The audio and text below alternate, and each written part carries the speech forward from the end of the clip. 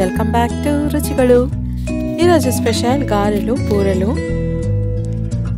ఈ కంప్లీట్ వీడియోలో మీకు 2 రెసిపీస్ ఉంటాయి. ఒకటి స్వీట్ రెసిపీ అండ్ ఇంకోటి కారం రెసిపీ. స్వీట్ రెసిపీలో మనం బూరెలు తయారు చేసుకుంటున్నాం అండ్ కారం రెసిపీలో గారెలు తయారు చేసుకుంటున్నాం. ఈ కంప్లీట్ వీడియోని చూసి ఎలా ఉందో మా కమెంట్ బాక్స్లో కమెంట్ చేయండి. అలాగే ఈ వీడియో కొత్త వాళ్ళు ఎవరైనా చూస్తుంటే మన ఛానల్కి సబ్స్క్రైబ్ చేయండి. ముందుగా మనం స్వీట్ రెసిపీ ఎలా తయారు చేసుకోవాలో చూద్దాం. అంటే బూరెల రెసిపీ. బూరెలు ఎలా తయారు చేసుకోవాలో చూద్దాం. బూరెలు కొద్దిమంది మైదా చేస్తారు, అలాగే కొంతమంది దోస పిండితో చేస్తారు. నేనైతే దోస పిండితో ఎలా తయారు చేసుకోవాలో చూపిస్తున్నా.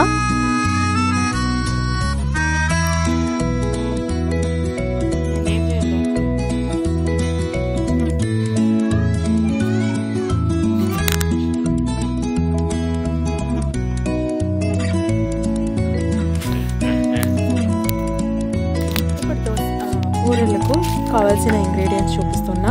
ఒక కప్పు ఉద్దిపప్పు తీసుకోండి. బాగా కడుగు పెట్టుకొని నానబెట్టుకోవాలి. ఒక 5 to 6 hours నానబెట్టుకోవాలి. ఉద్దిపప్పు ఏ కప్పుతో అయితే తీసుకున్నారో అదే కప్పుతో 2 కప్పులు దోస బియ్యం తీసుకోవాలి. దోసకు వేసుకుంటారు కదా, ఇడ్లీ దోసకి ఆ బియ్యం తీసుకోవాలి. చూడండి, ఇక్కడ ఉద్దిపప్పు 1 కప్పు తీసుకున్నా కదా, అదే కప్పుతో 2 కప్పుల బియ్యము, దోసకు వేసుకునే బియ్యం. ఇది కూడా బాగా కడిగి పెట్టుకొని నానబెట్టుకోవాలి. ఒక 5 to 6 hours నానబెట్టుకోవాలి. ఈ 2 సపరేట్గానే నానబెట్టుకోవాలండి. చూడండి, ఇలా నానబెట్టుకోవాలి. మినిమం 5 hours అయినా నానబెట్టుకోవాలి. తర్వాత బాగా గ్రైండ్ చేసుకోవాలి మెత్తగా. ఈ 2ని మిక్సీ పట్టుకోవాలి. ముందుగా ఉద్దిపప్పు గ్రైండ్ చేసుకొని తర్వాత బియ్యం గ్రైండ్ చేసుకోండి. సో ఇలా దోస పిండిలాగా బాగా మెత్తగా గ్రైండ్ చేసి పెట్టుకోవాలి. ఇందులోకి నేను ఉప్పు కూడా వేసుకుంటున్నా. నీళ్ళు చాలా తక్కువ ఉండాలి. బ్యాటరు చాలా థిక్గా ఉండాలి.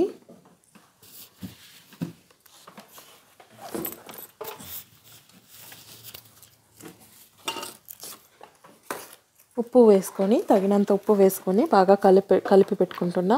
చూడండి, కన్సిస్టెన్సీ ఇలా ఉండాలన్నమాట.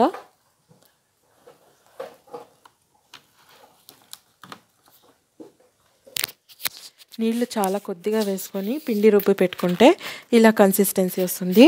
బ్యాటర్ కొద్దిగా థిక్గానే ఉండాలి. ఎందుకంటే కోటింగ్ బాగా, అంటే లోపల పెట్టే స్టఫ్కి బాగా కోట్ అవ్వాలి కదా. ఇప్పుడు స్టఫ్ ప్రిపరేషన్, అంటే పూర్ణం ఉంటుంది కదా, పూర్ణం ప్రిపరేషన్ ఎలాగో చూద్దాం. పూర్ణానికి 1 కప్పు శనగపప్పు తీసుకున్నా. శనగపప్పు బాగా కడిగి నానబెట్టుకొని ఒక 1 hour నానబెట్టుకోవాలి. నానబెట్టుకున్న తర్వాత కుక్కర్లో కొద్దిగా నీళ్లు వేసుకొని 3 విజిల్స్ వచ్చేంత వరకును ఉడకపెట్టుకోవాలి.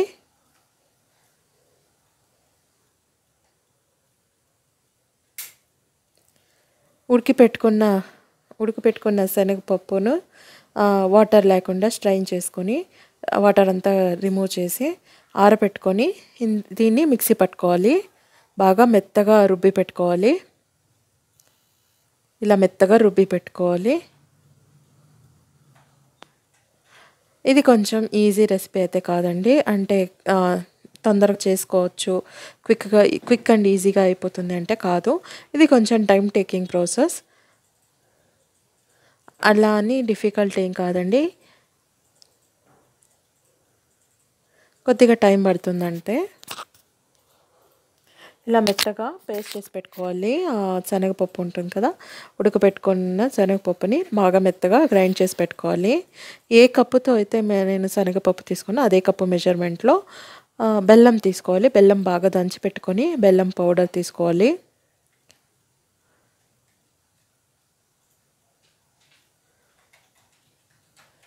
సో ఇక్కడ నేను తురిమిన పచ్చి కొబ్బరి కూడా తీసుకున్నా.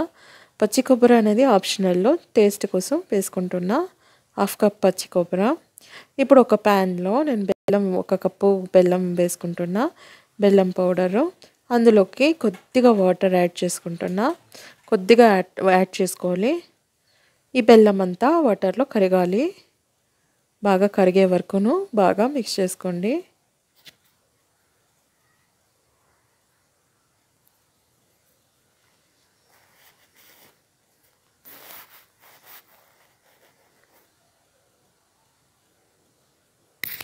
సో ఇలా అనమాట. ఇలా బాగా కరిగే వరకును మనము మిక్స్ చేసుకుంటూ ఉండాలి. ఇప్పుడు బాగా కరిగిపోయింది కదా బెల్లము. ఇప్పుడు ఇందులోకి ఇలాచీ పౌడర్ వేసుకోవాలి. చూడండి, ఇలాచీ పౌడర్ వేసుకుంటున్నా. ఇలాచీ పౌడర్ వేసుకున్న తర్వాత మనము బాగా మెత్తగా రుబ్బి పెట్టుకున్న శనగపప్పు, మెత్తగా రుబ్బి పెట్టుకున్న శనగపప్పును కూడా యాడ్ చేసుకోవాలి ఇందులోకి.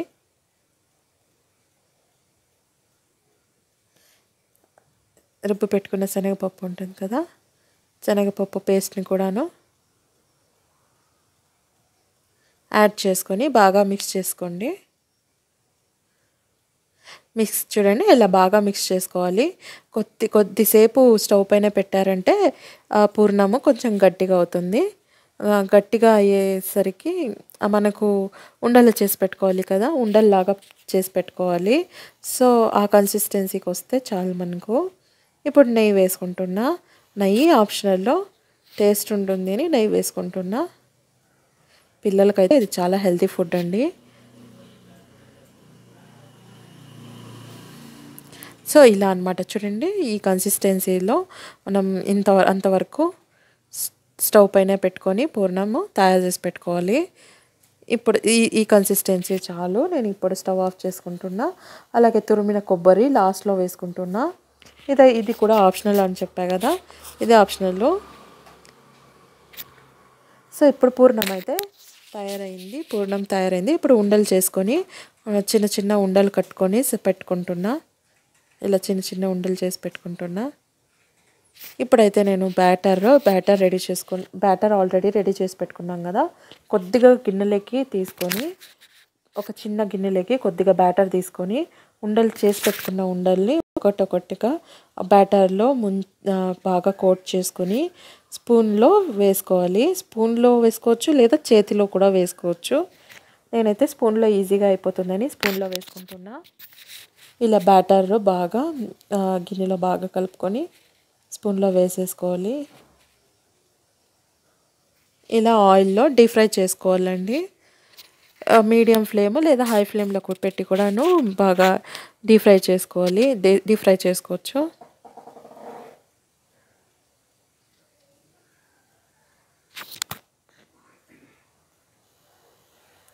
పిండి మొత్తంగా ఎందుకు వాడలేదు అంటే, ఈ పిండిని నేను తర్వాత దోశకు కూడా యూస్ చేసుకోవచ్చు. ఇప్పుడైతే పూర్ణాన్ని మొత్తం దోశ పిండిలో మిక్స్ చేసేస్తే తర్వాత మనం స్వీట్ అయిపోతుంది అని కొద్దిగా పిండి సపరేట్గా ఒక గిన్నెలోకి తీసుకొని పూర్ణం వేసుకొని చేసుకుంటున్నా.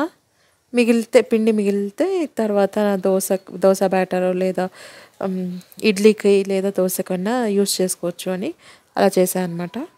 సో ఇలా రంగు మారితే చాలు, లైక్ గోల్డెన్ బ్రౌన్ కలర్ వస్తే చాలు, మనం తీసేసుకోవచ్చు. తొందరగానే ఉడికిపోతాయి. సో అదండి బూరెలు. ఇప్పుడు గారెలు ప్రిపరేషన్ చూద్దాము.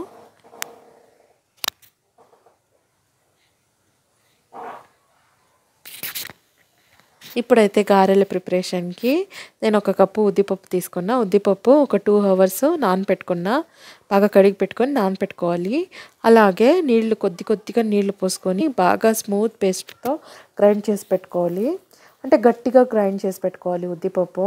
మరీ నీళ్ళుగా కాకుండా గట్టిగా గ్రైండ్ చేసి పెట్టుకుంటే మనం ఈజీగా గారెలు వేసుకోవచ్చు.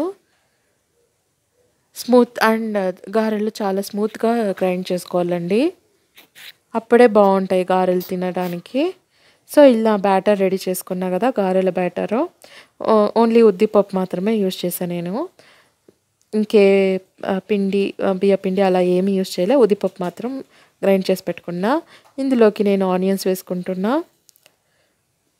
నేనైతే ఒక 2 cup మీడియం సైజ్ ఆనియన్స్ తీసుకున్నా. ఆనియన్స్ వేసుకుంటున్నా. సన్నగా తరిగి వేసుకుంటున్నా. ఇందులోకే ఒక 5 to 6 గ్రీన్ చిల్లీస్తో, అంటే కొద్దిగా కారం తక్కువ తినేవాళ్ళు కొద్దిగా తక్కువ పచ్చిమిర్చి కూడా వేసుకోవచ్చు. తురిమి సన్నగా కట్ చేసి వేసుకోవచ్చు, లేదంటే పేస్ట్ చిల్లీస్ పేస్ట్ చేసి కూడా వేసుకోవచ్చు. అలాగే కొత్తిమీర, సన్నగా తరిగి పెట్టుకున్న కొత్తిమీర కూడా వేసుకొని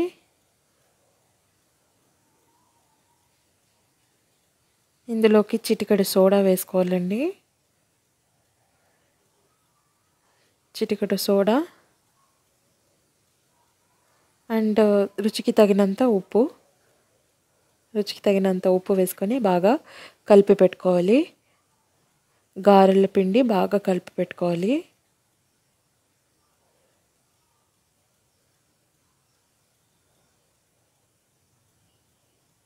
ఇలా బాగా కలిపి పెట్టుకొని మనం ఒక కడాయిలో ఒక ప్యాన్లో ఆయిల్ హీట్ అయిన తర్వాత మనము పిండి తీసుకొని గారెలకు చిల్లు పెట్టుకొని ఆయిల్లో వేసేసుకుంటే గారెలు రెడీ అయిపోతాయి. ఒక పేపర్లో లేదా ఒక ఆయిల్ పేపర్ ఉంటుంది కదా, ఆయిల్ కట్ చేసిన పేపర్, లేదంటే ఒక పేపర్లో ఆయిల్ పిండి వేసుకొని మధ్యలో చిల్లు పెట్టుకొని కూడా వేసుకోవచ్చు, లేదంటే చేతిలో కూడాను, అలవాటు ఉండేవాళ్ళు చేతిలో కూడాను వేసుకోవచ్చు.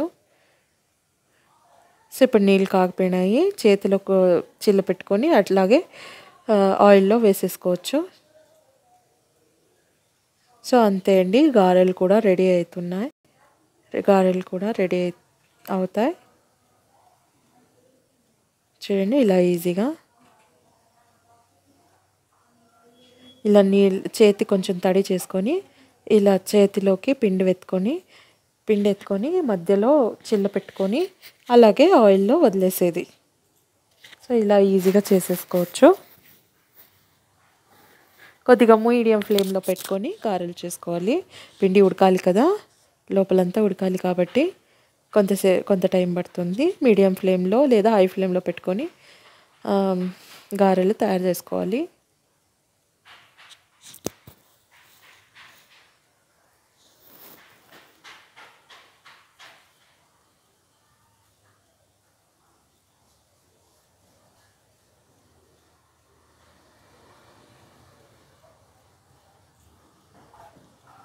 సో అంతే, అయిపోయింది గారెలు. ఇప్పుడు పక్కన తీసి పెట్టేసుకోవచ్చు. ఇప్పుడు బూరెలు స్వీట్ రెసిపీ. ఇది బూరెలు, ఇది గారెలు, ఇది కారం రెసిపీ. రెండు రెడీ అయినట్టే. చాలా హెల్దీ రెసిపీ అండ్ చాలా టేస్టీగా కూడా ఉంటుంది.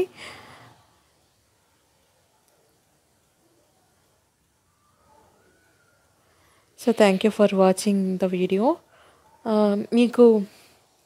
మీకు నచ్చినట్టయితే లైక్ కొట్టండి, షేర్ చేయండి అండ్ మన ఛానల్కు సబ్స్క్రైబ్ కూడా చేసుకోండి. మీకు ఎలాంటి రెసిపీస్ కావాలో నా కామెంట్ బాక్స్లో తెలియజేస్తే నేను నెక్స్ట్ అలాంటి రెసిపీస్ ఎలా తయారు చేయాలో వీడియోస్ పెడతాను.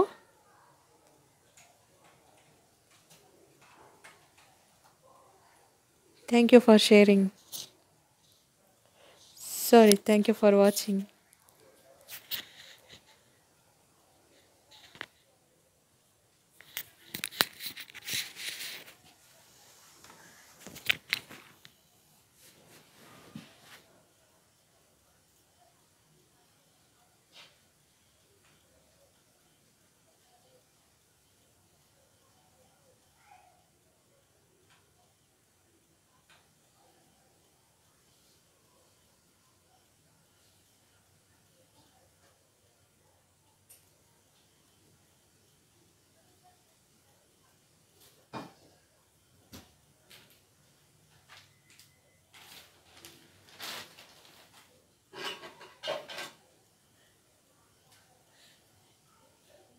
Yeah, man.